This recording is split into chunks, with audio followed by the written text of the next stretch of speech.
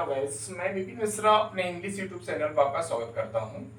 जैसा कि आप लोगों को मैं हिंदू एडिटोरियल की आर्टिकल की मैं चर्चा लगातार करता हूं और उसी क्रम को मैं जारी रखते हुए आज उसी चर्चा को आगे बढ़ाऊंगा। एडिटोरियल नेक्स्ट है, तो आइए चर्चा को मैं शुरू करता हूं। देखिए, the centre has announced further relaxation in the lockdown. अगर इसके थीम को समझने का अगर हम प्रयास करें तो ये जो थीम है इसमें लॉकडाउन से रिलेटेड बातें हुई हैं कि किस तरह से सेंटर काम कर रहा है और क्या क्या घटनाएं घटित हो रही, इसमें थीम है यही है। तो अगर आप डिटेल डिस्कशन में चलेंगे तो चीजें आपको समझ में आ जाएंगी। आप वीडियो को लास्ट तक देखते रहें, तभी चीजें क्या होंगी बिल्कुल आसानी के साथ आपको समझ में आएगा। आइए देखें, तो सेंटर है अनाउंस क्या कर चुका है। सेंटर मतलब सेंटर का मतलब यहाँ क्या है, सेंट्रल गवर्नमेंट मतलब केंद्र सरकार, है मतलब कर चुकी है, क्या की है, चुकी है। अनाउंस मतलब क्या होता है, घोषणा करना। अनाउंस बहुत अच्छा वर्ड है, थोड़ा देखेंगे। अनाउंस मतलब क्या होता है, घोषणा करना। एक आप वर्ड इस्तेमाल करेंगे प्रोक्लेम, इसका मतलब भी होता है घोषणा कर देना। एक वर्ड आप इस्तेमाल करते हैं डिक्लेयर, इसका मतलब भी क्या होता है, घोषणा करना। ठीक है, तो सेंटर क्या कर चुका है, अनाउंस कर दिया, घोषणा कर दिया। ये हैज प्लस वर्ब की थर्ड फॉर्म लगती है, आप जानते हैं प्रेजेंट परफेक्ट टेंस है। फर्दर रिलैक्सेशन, फर्दर का मतलब होता है अतिरिक्त, फर्दर मतलब क्या होता है, अतिरिक्त। इसको ध्यान रखिए, मैं बता भी चुका हूं लेकिन एक बार और देख लीजिए, इसका मतलब क्या होता है, अतिरिक्त।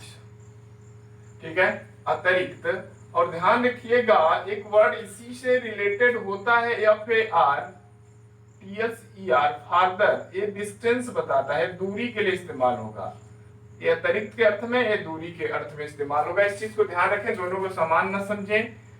फर्दर के बाद आने वाला नाउन आपका क्या होता है, प्लूरल होता है। इस चीज को भी आप ध्यान रखेंगे, क्या होगा, प्लूरल होगा। रिलैक्सेशन, रिलैक्सेशन मतलब क्या होता है, छूट। रिलैक्सेशन मतलब क्या होता है, छूट। और शब्द आप देख लें, एक वर्ड इस्तेमाल होता है रिबेट, अच्छा वर्ड है, ध्यान रखिएगा। रिडक्शन मतलब भी क्या होता है, छूट। एग्जिम्पशन मतलब भी क्या होता है, छूट। तो आपको ध्यान रखना पड़ेगा 4R, क्या है, 4R का मतलब क्या होता है, सॉरी 3R। तो रिलैक्सेशन अतिरिक्त छूट दी गई है इन द लॉकडाउन। लॉकडाउन में क्या करी गई है, अतिरिक्त छूट दी गई। किसने दिया, यहाँ सेंट्रल गवर्नमेंट घोषणा कर चुकी है, किस चीज में, अतिरिक्त छूट की घोषणा कर चुकी है। आगे देखें, दैट मतलब की बिगेन ऑन 25, जो देखिए जो लॉकडाउन 25 मार्च से शुरू हुआ था उसमें सेंट्रल गवर्नमेंट छूट देने की घोषणा कर चुकी है। ठीक है, आगे देखें, टू कम्बाट द कोविड-19 पेंडेमिक, किससे लड़ने के लिए। कम्बैट का मतलब क्या होता है, इसको समझ लें। जो लड़ाई है, कम्बैट मतलब क्या होता है, लड़ाई कह सकते हैं या युद्ध कह सकते हैं। एक वर्ड आप इस्तेमाल करेंगे बैटल के अर्थ में इस्तेमाल होगा, जो किस महामारी, जो कोविड-19 महामारी से लड़ने के लिए क्या कर दी है, घोषणा कर चुकी, छूट दे रही है। आल्दो आल्दो का मतलब क्या होता है, फिर भी। नंबर्स आर अनरिलेंटिंग, यहां समझने का भी इस पूरे का अर्थ समझ लें। जो आंकड़े हैं डराने वाले हैं, जो आंकड़े हैं, नंबर्स आर अनरिलेंटिंग, जो बेरहम है। अनरिलेंटिंग का मतलब होता है बेरहम या बेदर्द या डराने वाला। तो यहां पर क्या हो, जो आंकड़े हैं डराने वाले हैं, फिर भी गवर्नमेंट क्या कर दी है, लॉकडाउन में छूट देने की घोषणा कर चुकी है। यहां तक की बातें समझ में आ गई होंगी। आगे देखेंगे, द थर्ड फेज, थर्ड मतलब तीसरा। एक कौन सा नंबर होता है भाई, थर्ड।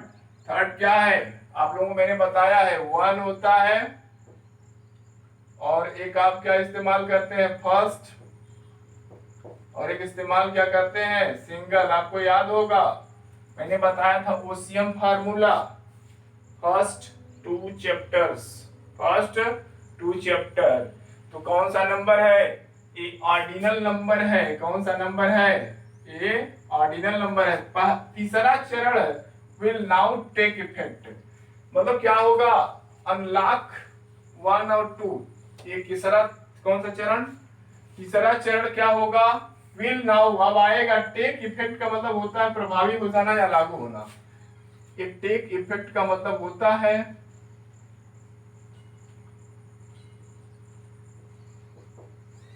लागू होना।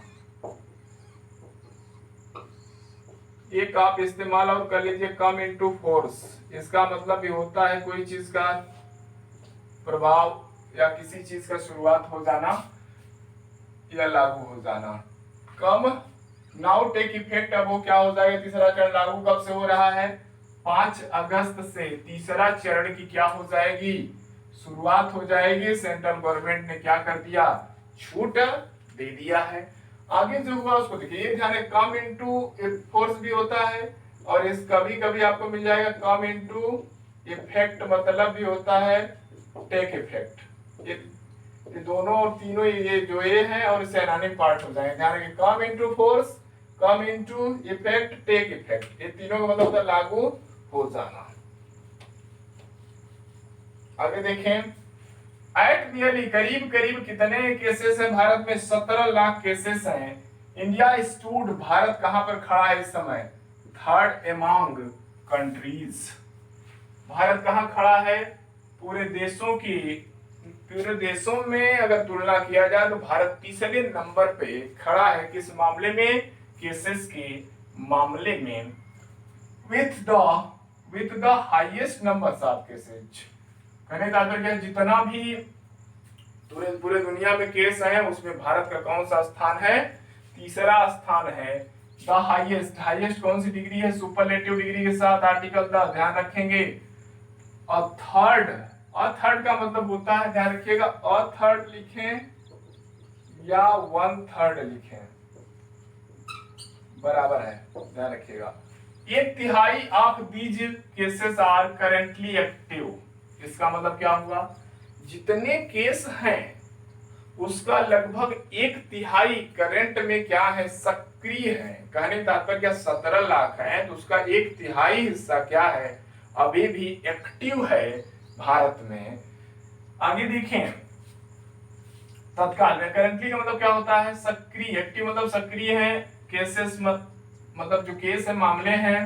विथ ओवर 36,000 डेथ, लगभग कितने लोग मर गए हैं? 36,000 के ऊपर लोगों की क्या हो चुकी है? मौत हो चुकी है। कहने का तात्पर्य क्या? 17 lakh active case, 17 lakh total cases हुए, उसमें 1/3 क्या है? अभी भी एक्टिव हैं और 36,000 के ऊपर लोगों की मौत हो चुकी है। आगे देखें, इंडियाज केस, ये आपका पता होगा आपको, एपोस्टोपियस केस, फैटेलिटी रेट, जो मृत्यु रेट है या मृत्यु दर है भारत का कितना है? 2.16, रिलेटिवली लो। क्या है? भारत के जो केसेस के मृत्यु दर है वो कितना है? 2.16 है। वो क्या है? अपेक्षाकृत कम है। क्या है? रिलेटिवली का मतलब क्या होता है? एक वर्ड आप इस्तेमाल करेंगे, ये भी ध्यान रखिएगा, कंपैरेटिवली। आप एक शब्द इस्तेमाल करेंगे, रिलेटिवली। एक चीज ध्यान रखिएगा, इसके साथ सदैव पॉजिटिव डिग्री का इस्तेमाल होता है। कॉम्पिटिटिव एग्जाम में बहुत बार पूछ चुका है। इसके साथ डिग्रियां बदल के दे देते हैं क्वेश्चन से, लो है या लोअर कर देगा तो गलत हो जाएगा। तो यहाँ पे इसके साथ कौन सी डिग्री लगती है? पॉजिटिव डिग्री, अपेक्षाकृत होता है। ध्यान रखिए, इसका मतलब क्या होता है? अपेक्षाकृत। तो भारत में जो मृत्यु दर के जो आंकड़े हैं वो क्या है? अपेक्षाकृत कम है। आगे देखेंगे, द पॉसिबिलिटी, संभावना ऑफ वाइडर प्रिवेलेंस, प्रसार, इसका मतलब क्या होता है? फैलाव या प्रसार। जो प्रसार इंडिकेटेड, इंगित करना होता है, इन सेरोलॉजी सर्वेस। सेरोलॉजी सर्वे क्या होता है? ऐसा सर्वे जो क्या करता है? एंटीबॉडीज के बारे में क्या करता है? अध्ययन करता है।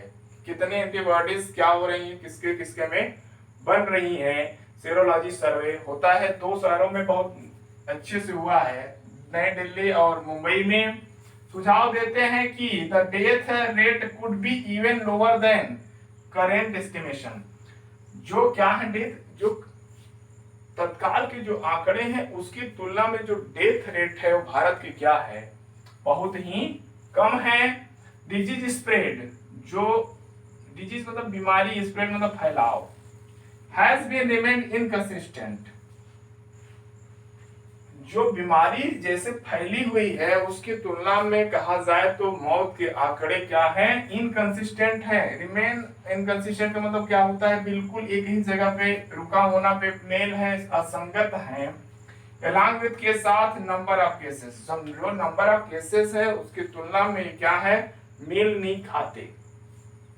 आगे देखेंगे ओवरवर्क्ड हेल्थ केयर प्रोफेशनल्स, जो क्या हो रहा है, ओवरवर्क्ड है। ओवरवर्क का मतलब क्या है, बहुत ज्यादा बोझ है किसके ऊपर, हेल्थ केयर के जो प्रोफेशनल पेशेवर हैं, एक्सपीरियंसिंग फैटिग, थकान महसूस कर रहे हैं, अनुभव कर रहे हैं। एक्सपीरियंसिंग मतलब अनुभव करना, फैटिग मतलब क्या होता है, वो थकान महसूस कर रहे हैं। एंड पब्लिक शोइंग इम्पेशेंस, जो लोग हैं पब्लिक जो है वो क्या कर रही है, लापरवाही। इम्पेशेंस का मतलब क्या होता है, लापरवाही दिखा रही विथ रिस्ट्रिक्शन, जो पाबंदी लगी हुई है, ये भी एक कारण है, ये भी बढ़ने का एक कारण है कि पब्लिक जो है क्या कर रही है, लापरवाही दिखा रही है। इस वजह से भी क्या हो रहा है, चीजें तेजी के साथ, केसेस जो बढ़ रहे हैं उसमें भी जो बढ़ोतरी हुई है, लिखा हुआ है ऑन द राइज, जो बढ़ोतरी है। रिस्ट्रिक्शन के बावजूद भी लोग क्या कर रहे हैं, पब्लिक शोइंग इम्पेशेंस, धैर्य नहीं दिखा रहे हैं लोग, और इसीलिए क्या हो रहा है,